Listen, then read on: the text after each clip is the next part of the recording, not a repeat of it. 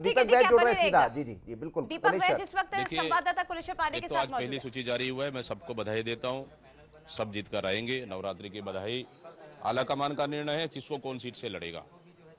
मुझे भी हाईकमान ने आदेश किया है चुनाव लड़ने के लिए। चुनाव चित्रकूट से ऐतिहासिक रिकॉर्ड मतों के साथ जीत कर आएंगे और पूरे बाकी सीटों में भी प्रचार करेंगे।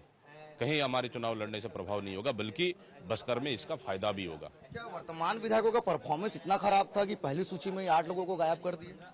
इस पे मुझे ज्यादा कुछ नहीं कहना है, लेकिन एक एक सीटों पे डिस्कशन हुआ है।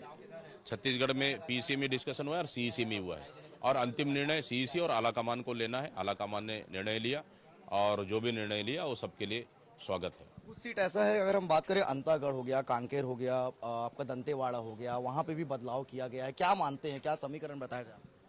देखिए, हो सकता है कहीं कमी बेसिक रहा हो, या फिर उस सीट को हमको जीतना है। आलाकमान ने निर्णय लिया, सोच समझ के निर्णय लिया है। 75 पार का नारा है, लगता है ये बदलाव से 75 पार हो पाएगा? जिस तरह से हम लोग का पहला सूची आया है, 75 पार 101% होगा। अच्छा, अगर हम बात करें आपके चित्रकूट के विधानसभा, राजमन बिंजाम थे वहां से, अब आप एक बार फिर वहां पे लड़ रहे हैं क्योंकि आप पहले विधायक थे, कैसे देख रहे हैं वहां पे अपने आप? चित्रकूट विधानसभा शुरू से पिछले 10 सालों से कांग्रेस का सीट है।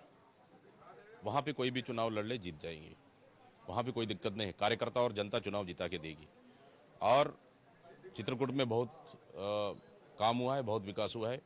जनता से हमारा व्यक्तिगत लगाव और प्रेम है, पारिवारिक संबंध है, इसलिए चित्रकूट विधानसभा हम नहीं भी जाएंगे तो चुनाव जीत जाएंगे, वहां की जनता जिताएगी।